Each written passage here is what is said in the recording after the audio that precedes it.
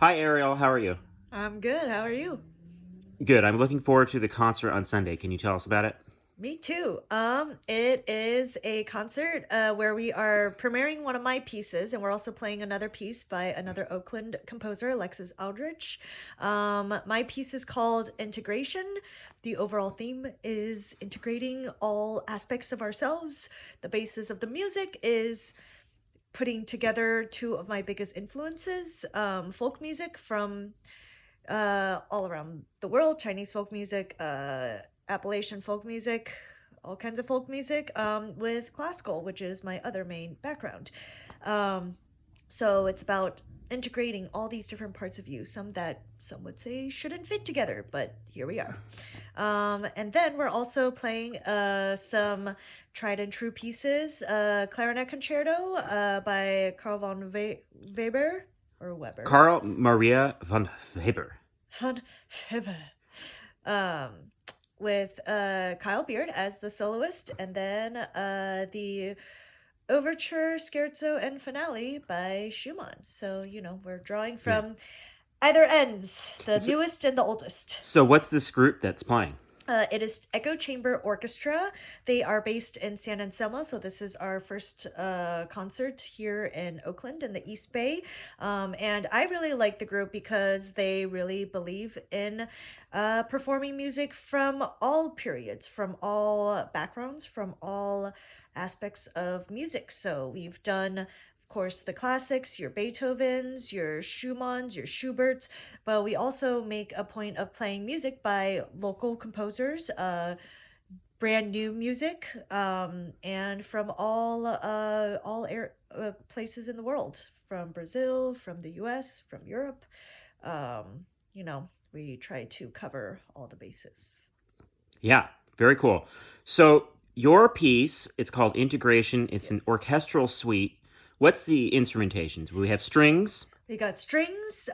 We've got some violins, French viola, horns. cello, bass. Okay. Yes, we got some French horns, we got some trumpets, we got clarinet, we got bassoon, we got flutes, we got oboe. So definitely chamber orchestra, smaller orchestra, no trombones. Got some glockenspiel and a little timpani in the percussion, but nothing. It's not a huge Mahler piece, but it's still got some stuff going on. Uh, yeah, and I'm excited to have timpani on the series for the first time ever. And I think it's cool that you put it in your piece. Yeah. So the concert is 4 p.m. Sunday, February 9th, Yes. presented by Glenview Classical Series Echo Chamber Orchestra. It'll be And at St. Paul Lutheran Church in Oakland, that's in the right. Laurel District. And we ask for a $20 suggested donation.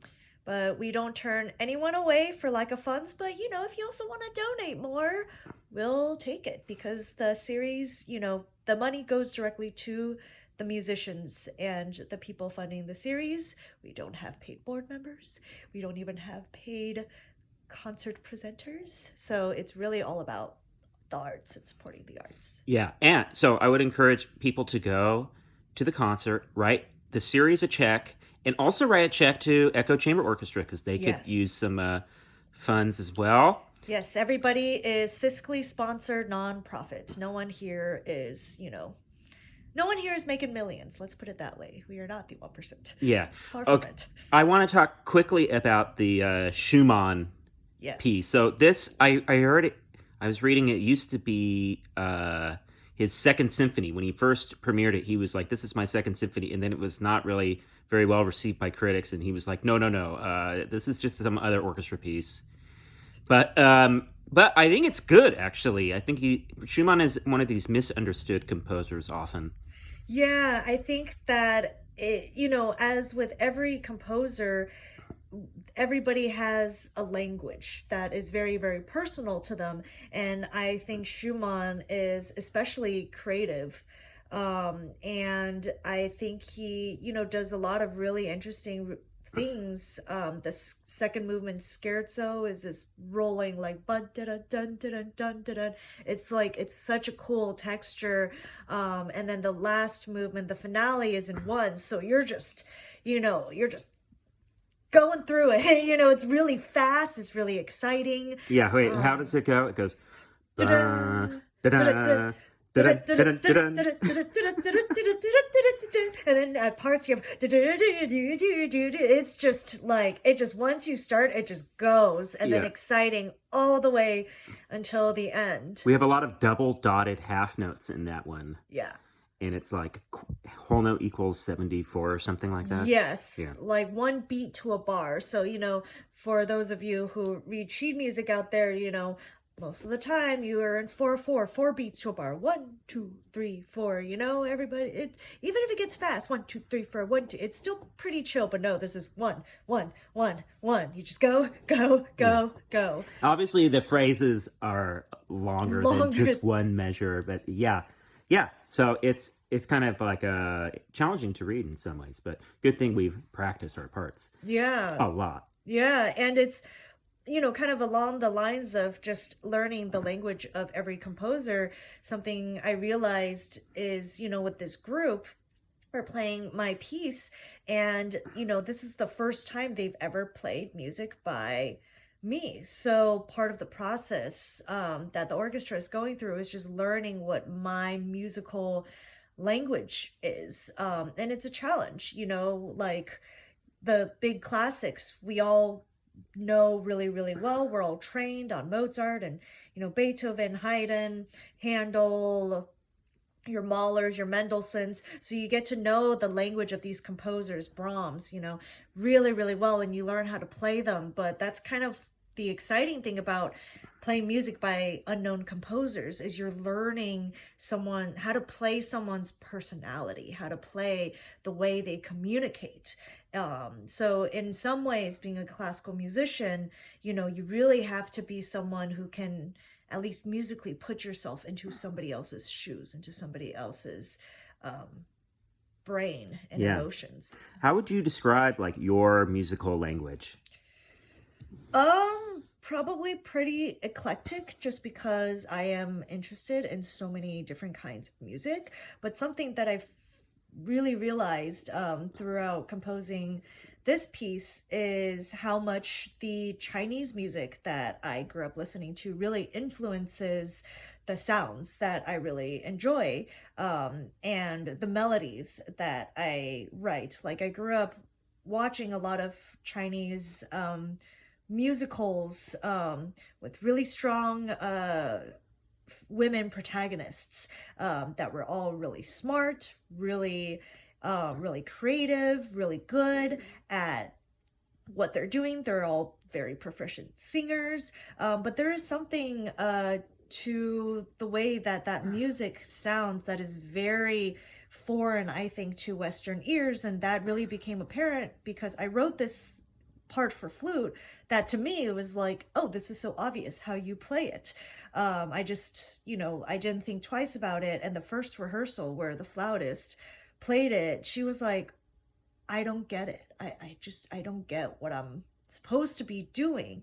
And that was the moment where it hit just how different this sound is from what you find in traditional Western classical music. So I, sent her a bunch of examples and samples from the music that I grew up with to help her learn how to play it. But um, yeah, I think the word integration is such an appropriate word for this piece and for, I think, a lot of my life and my sound is I really do draw from non-traditional classical influences. I also write folk and rock music. I play guitar and I sing.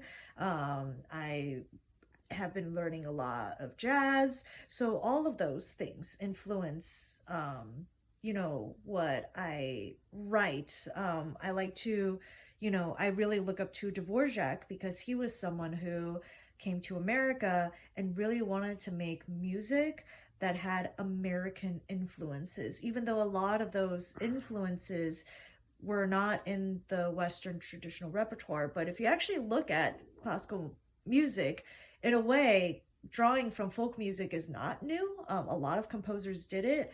So, in some ways, what I'm writing is very much in the tradition of classical music.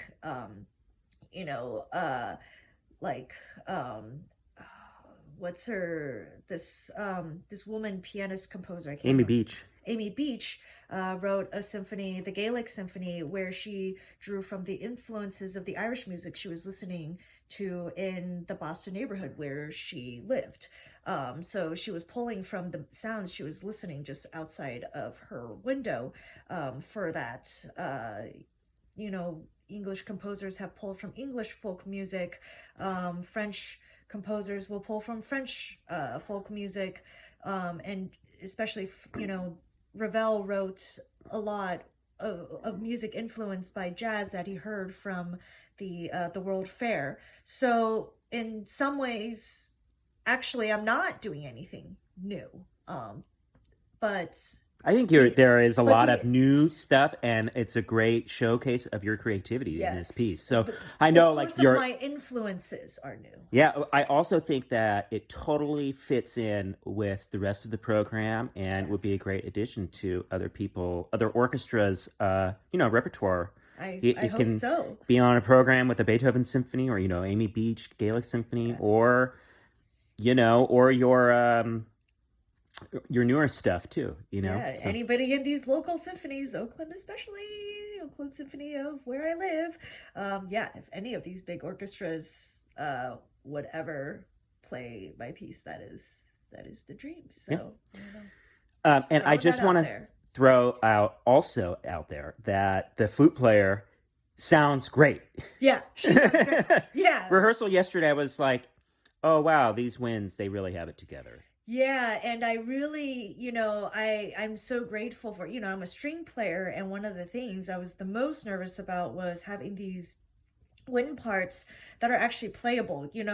I will say that, some of the criticisms I have heard from composers of the past who are, say, predominantly piano players, write things that just sit a little bit awkwardly on the instrument. And so that was something that I really wanted to make sure I was doing, was that these parts would be fun for these people to play. So I actually got to do a partial run through last June. I posted a little video on Instagram of it, and in that run through, I got a lot of really lovely, supportive, and helpful feedback Yeah. about the parts. So, like Arnold Schwarzenegger said, no one is a self made person.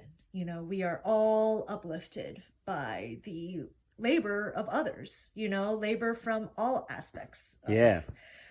of the world. It's not just, we're not a world of just agriculture or just technology or just finance or whatever. All these things in our lives work together and have value to better everyone's lives. And I think just the more we can realize those things and integrate the positive contributions that everybody has, that's how we become better communities, better people, better countries. It's like learning to value the insights that people have and what they contribute, and recognizing those things. Fantastic. Thank you, Arnold. Not I wasn't expecting that. I recently, I'm on Reddit a fair amount, and a video that comes up fairly often, like, it is a video of Arnold Schwarzenegger speaking at I believe it's a college graduation, and Sure, that commencement, yeah. commencement, and that is, he talks about his, bodybuilding career and his career as an immigrant into the US, and later on, his political career. And the thing that he emphasizes over and over in that speech is that he, when he first moved here, somebody else gave him a place to live. Somebody else taught him how to become a better bodybuilder. It was through this community and this support that he was able to have the accomplishments that he has. And that, means a lot to me. And for me, I'm not a Republican. He was a Republican governor, but, I think it's a nice reminder for me to really try to see people for them and their actions and what they're doing, and not ascribing to labels as much as we can. I mean, we have labels, we have groups of people, it really helps to know certain people's backgrounds based on things like different demographics. That knowledge is important, but I think at the end of the day, what we all want as people is to be recognized as individuals. Yeah. And so for me, I just, whatever, my own personal beliefs in politics and all of that is, I think that Arnold Schwarzenegger's message in that commencement speech is just so powerful and so meaningful. He can be pretty based sometimes. He's when he's not busy groping people. Get it together, Arnold. We're all complex people, and I hope that he does not do that stuff. Okay. So anyway, the concert is Sunday at 4 p.m., Sunday, February 9th, Echo Chamber Orchestra, featuring world premiere by Ariel Wang, Integration. Also, the concert is called Integration. Yep. So it's the title track of the concert? No, we don't talk about that. Well, I think it's the theme, Yeah. I think it is, and I think it's a very appropriate theme, just based on all of these aspects. Yeah. Okay. Well, thanks, Ariel, and I hope everybody watching and listening comes to the concert, and we hope that you guys all have a great 2025. Thank you.